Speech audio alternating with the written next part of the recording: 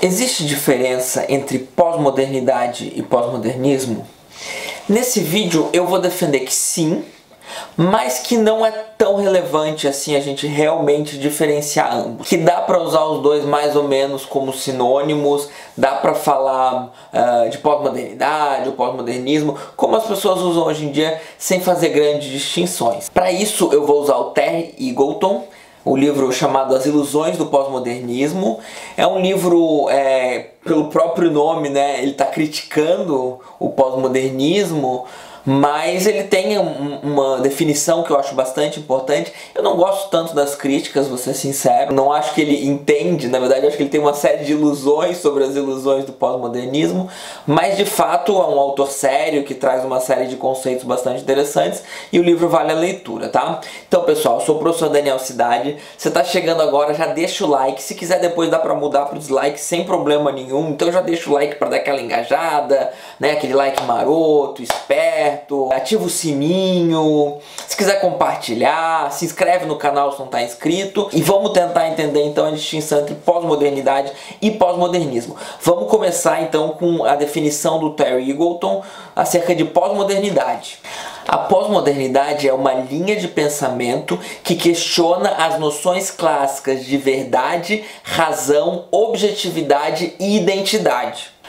Aqui eu faço uma pausa para explicar então que é as noções clássicas então de verdade, razão, etc. que a pós-modernidade está questionando. Não é necessariamente a ideia de que existe uma verdade, de que existe uma razão, né? São as noções clássicas. De fato, quando as noções clássicas deparam com as noções então pós-modernas sobre o que seria a verdade, sobre o que seria a razão, sobre o que seria a objetividade ou identidade, vão pensar, não, então isso não é razão, isso não é verdade, isso não é objetividade, né? Então, esse questionamento do clássico acaba sendo visto por muitas pessoas como uma negação, tá? E se porventura o Eagleton, muitas vezes no livro, ao meu ver, ele comete esses erros, na definição ele não comete. Na definição também, claro que são as noções clássicas que estão sendo questionadas. A grande questão é que pro Eagleton, quando você questiona as noções clássicas, de certa forma você está criando um contexto mais problemático do que para a opinião de uma pessoa como eu, que tendo a ver a pós-modernidade com bons olhos. Mas não é só isso que a pós-modernidade questiona. Ela questiona também a ideia de progresso ou emancipação universal, tá? O progresso, pensem no progresso iluminista, né? Pensem, mais uma vez, a noção clássica de progresso. A noção clássica de que estamos, então, agora num lugar seguro, onde a humanidade caminha rumo ao progresso. Pro pós-moderno, a gente pode ter uma noção de progresso, mas essa noção de progresso precisa entender que ela foi, inclusive, a própria noção do que seria progresso foi constituída culturalmente. E a questão da emancipação universal, de fato, o pós-moderno ele não acredita que a humanidade ela vai se emancipar como acreditavam os iluministas, né? No momento em que a gente colocar a razão e a ciência nos seus caminhos seguros, elas vão resolver os problemas, né, através do próprio progresso, e a gente, em algum momento, a gente vai ter, de fato, esses problemas resolvidos. Para o pós-moderno, a resolução de uma série de problemas cria uma série de outros problemas, e a humanidade, embora possa conhecer momentos onde a gente vai estar muito mais emancipado de uma série de coisas, também vamos estar com uma série de outros problemas novos que surgiram, e a própria emancipação não vai vir através de nenhuma fórmula mágica. A pós-modernidade também questiona os sistemas únicos, as grandes narrativas ou metanarrativas, como no vídeo que eu já fiz, que eu vou deixar então aqui o card em cima para vocês darem uma olhada, e os fundamentos definitivos da explicação. Então eu gosto de pensar, né? Questiona então os sistemas únicos, as grandes narrativas,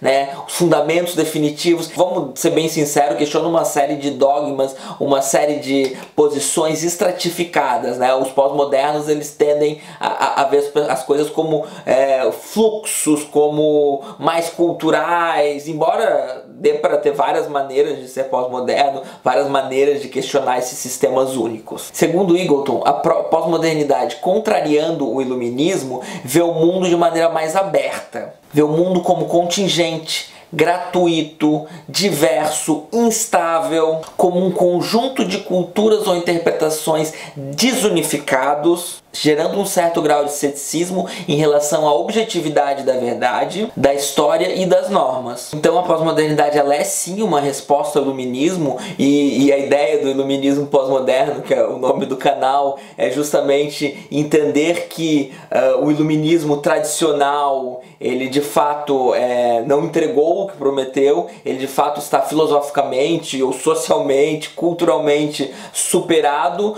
porém uma série de intuições, uma série de objetivos do iluminismo tradicional podem ser aproveitadas numa outra forma de ver a humanidade. Mas precisa ficar explícito que então o mundo sim é visto de maneira mais instável, de maneira mais pluralista, e que a verdade, a história, as normas, uma série de valores, crenças e desejos que a gente pensou no iluminismo, ou durante muito tempo na história da humanidade também, que a gente pensou que correspondia à objetividade das coisas, correspondiam a uma verdade última, correspondiam a dogmas, né? Isso na verdade é mais aberto, isso na verdade é mais instável, isso na verdade está mais passível de crítica, de produção de conhecimento em cima, está mais passível de ter a ciência e a razão, visões pós-modernas da ciência e da razão atuando em cima de uma maneira muito mais provisória, uma maneira que sempre pode ser questionada, né? Então ceticismo, existe esse ceticismo pós-moderno,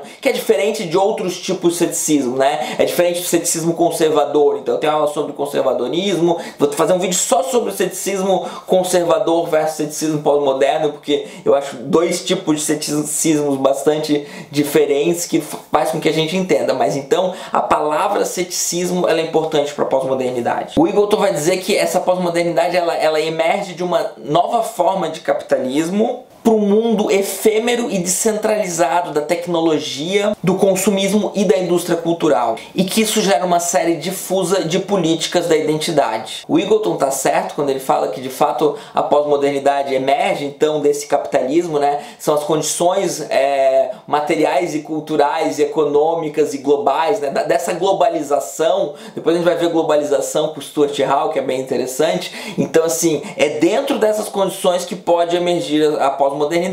Isso não quer dizer, como o Eagleton faz parecer muitas vezes, que a pós-modernidade é uma defesa desse capitalismo, uma defesa dessa indústria cultural, uma visão de mundo que vai não problematizar isso. Pelo contrário, tá? É justamente entender que esse mundo que surge é um mundo que surgiu e é uma realidade a ser aceitada, e o que a gente faz, como é que a gente lida com esse tipo de conhecimento, esse tipo de cultura, essa globalização, né, que vai surgir quando o mundo fica menor, porque a gente começa a ter comunicação entre o mundo inteiro, fica muito, né, você pode percorrer, se você tiver de avião, você pode percorrer, chegar nos lugares mais distantes do mundo em um dia de viagem, coisa que uma viagem pequena às vezes demorava semanas, meses, entre lugares que hoje em dia são perto, que demoram horas. Então toda essa série de acontecimentos vai gerar uma série de pensamentos, esse ceticismo, essa filosofia, esse pensamento que a gente pode chamar de pós-modernidade, tá? Não de maneira crítica, eu gosto da ênfase nisso, tá? Dá pra criticar muito do que tá acontecendo, muito daquilo que criou a pós-modernidade é criticado pela própria pós-modernidade. Então a pós-modernidade, o Eagleton lhe dá uma definição filosófica, é algo filosófico. O pós-modernismo ele vai dar uma definição diferente. É um estilo de cultura que reflete um pouco essa mudança memorável por meio de uma arte superficial, descentrada, infundada, autorreflexiva, divertida, eclética e pluralista, que obscurece as fronteiras entre a cultura elitista e a cultura popular, bem como entre a arte e a experiência cotidiana. Então o pós-modernismo ele tem uma definição menos filosófica e mais cultural. É uma cultura que emerge então de todos esses eventos aí do capitalismo, até dessa própria posição filosófica que surge, né? Surge também uma cultura muito mais diversa, uma cultura onde a própria concepção, né, do que é elitista e do que é popular se perde. O Eagleton dá uma definição basicamente neutra, né? Eu considero bastante interessante essa fusão entre o que é elitista, entre o que é popular, né? Pensar na música, né? A música clássica é elitista, o jazz era considerado popular, então era considerado visto com maus olhos, embora o jazz seja extremamente sofisticado. Então nessa pós-modernidade começa a surgir uma série de coisas. O próprio Eagleton chama o punk de pós-moderno, eu chamaria todo o rock and roll de pós-moderno, na verdade. Então tem bastante coisa interessante pra gente pensar nessa pós-modernidade como predominantemente filosófica, nesse pós-modernismo como cultural. Mas o Eagleton opta por usar o termo pós-modernismo para abranger as duas coisas. Já eu tendo a usar mais pós-modernidade para abranger as duas coisas, se bem que eu normalmente trato mais dos aspectos filosóficos, embora os aspectos culturais também me interessem. Então, só para finalizar esse vídeo, nesse livro aqui, o Eagleton fala que ele tem uma ótica abertamente socialista para analisar a pós-modernidade, ou pós-modernismo, que é o termo que ele usa. Então é isso, gente. Quem curtiu, não se esquece do like, do sininho e de se inscrever, tá bom? Boa noite.